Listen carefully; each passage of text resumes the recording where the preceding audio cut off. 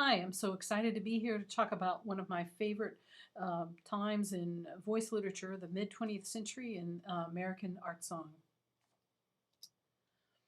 The culture of a nation or of people has fingerprints in all sorts of places.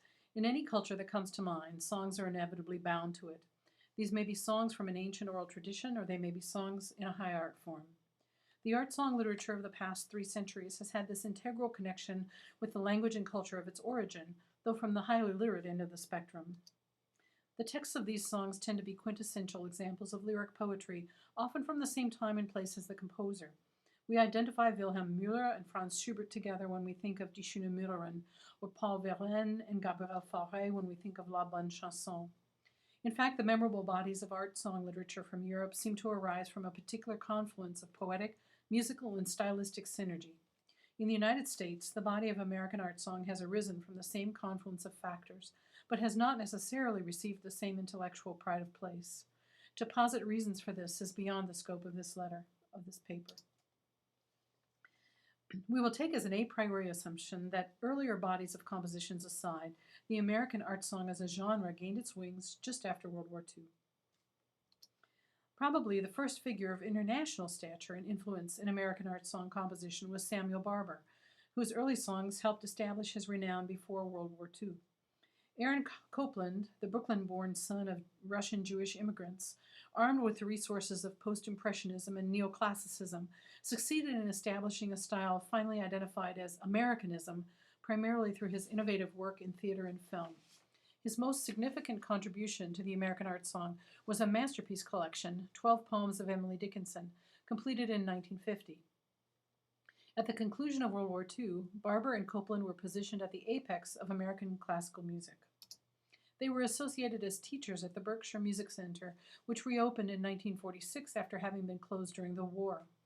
Young American composers just emerging from music schools after World War II entered a profession that was suddenly highly competitive, filled with experienced musicians relocated from Europe.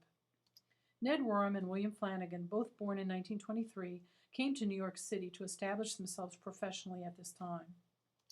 Ned Rorem was born and raised in Chicago, where he began instruction in music at an early age.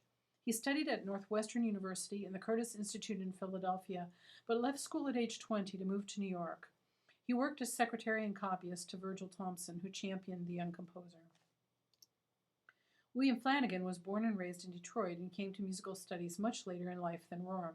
After studying journalism at the University of Detroit and the University of Michigan, he entered the Eastman School of Music in 1945 to study music formally for the first time.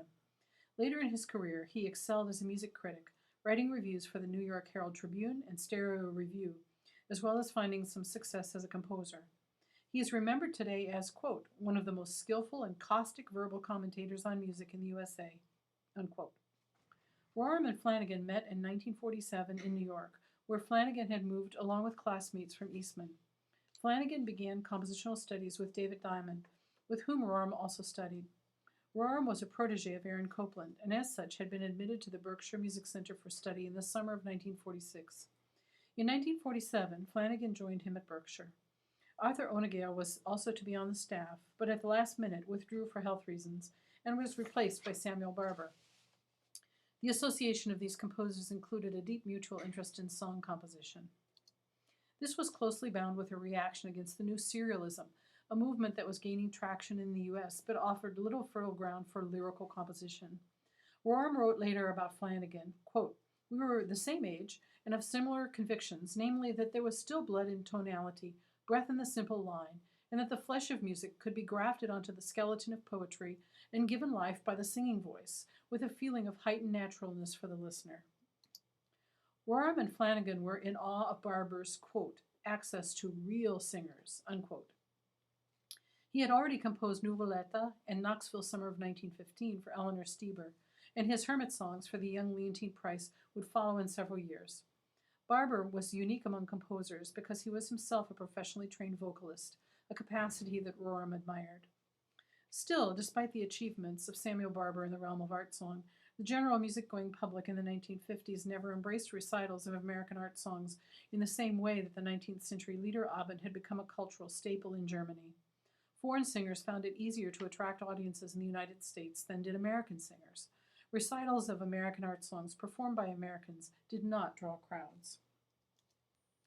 In 1968, after being nominated for a Pulitzer Prize for his composition, Another August, Flanagan told Peter Riley, quote, "I don't understand why young composers today, instead of writing a playable piece for, say, the Park Band, are knocking their brains out trying to write complex masterpieces. I remember years ago, at about the time of the switch from neoclassicism to the vogue of 12-tone music, when a very famous composer arrived at my apartment, flushed with triumph, saying, 'I did it! I did it!' I said, 'For heaven's sake, what did you do?' And he replied, 'My new quartet is completely 12-tone, and what's more, the performers tell me it is even more difficult to play than Carter's.' I decided then that if that is what composing is all about, then I'm Marie of Romania, and I abdicate." Unquote. In fact, if American art song has any capability today of attracting audiences, it has a great deal to do with efforts by leading song composers such as Ned Rorem and William Flanagan to present this literature in prominent concerts and to encourage its inclusion in programs by singers of stature.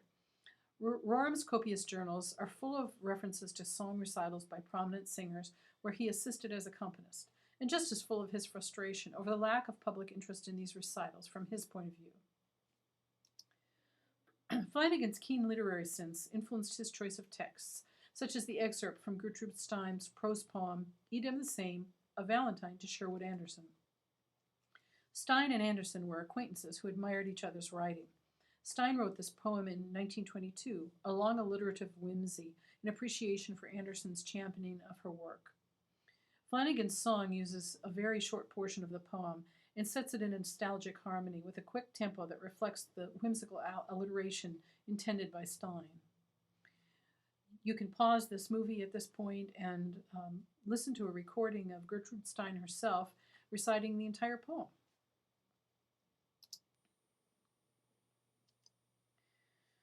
The recording excerpt I'll play of Flanagan's song is from an historic reissue by Mildred Miller.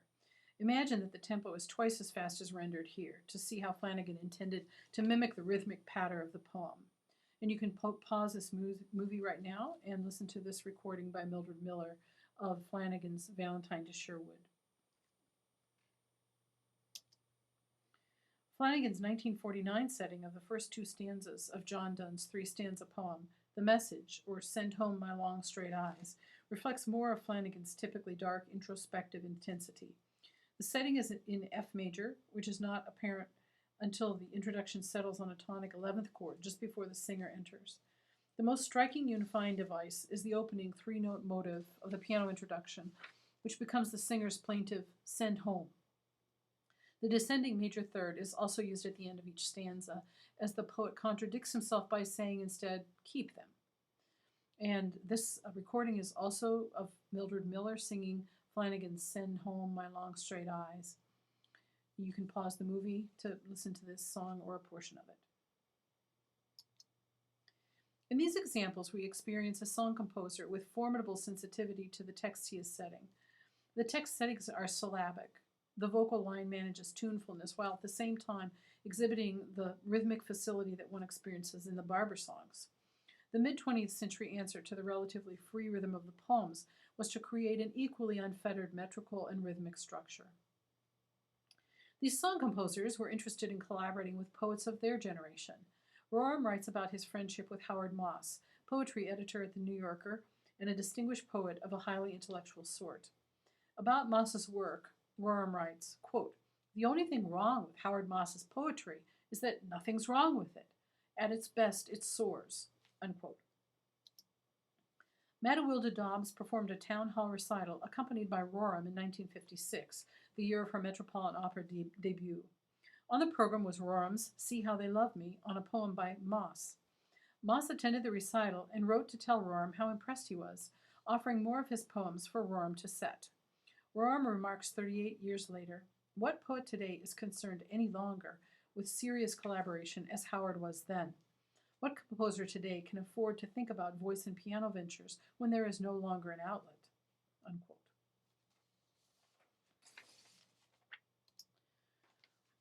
This 1977 recording of Rorem's "See How They Love Me" is by mezzo-soprano Joyce Morrison of Hope College.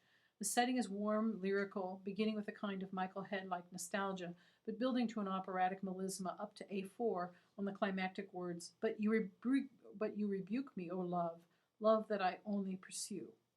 And you can pause the movie at this point and listen to Joyce Morrison's rendition of See How They Love Me. Soon after the Dobbs-Rorem concert in 1956, William Flanagan decided to set the same poem. Even Rorem considered it very beautiful and admitted that Moss preferred Flanagan's settings of his poems from then on.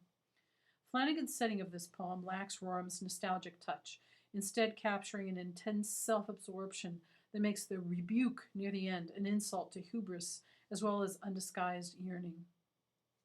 And you can pause the recording right now and listen to Carol Bogard's recording of this beautiful song. In 1962, several years before Rorem's reputation exploded onto the international stage, Rorem was commissioned by the Ford Foundation to compose an extended work for mezzo-soprano and piano. The result was Poems of Love in the Rain, which was structured something like a pyramid.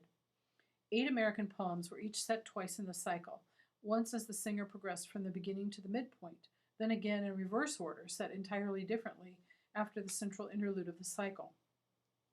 Rorem reflected, I felt a conflicting frustration that I had said all I had to say in this small form, yet that I had said nothing. If a poem were good, really good, wasn't there more than one way of musicalizing it?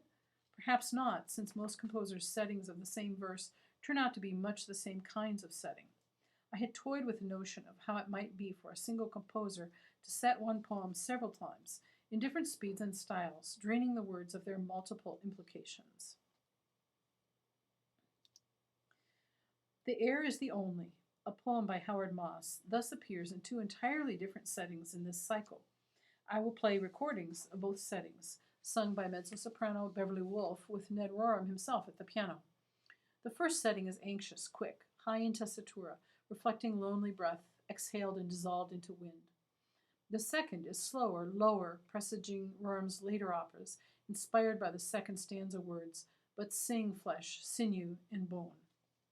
So if you want to pause the movie here again, you can listen to the first version of The Air is the Only.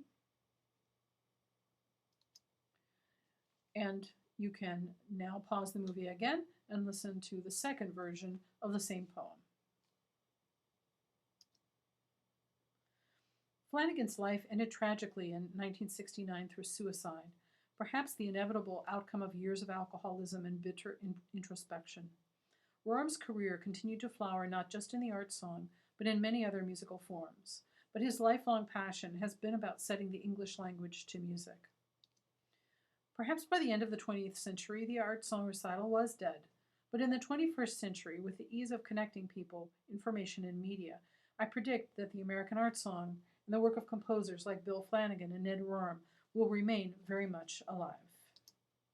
Thank you.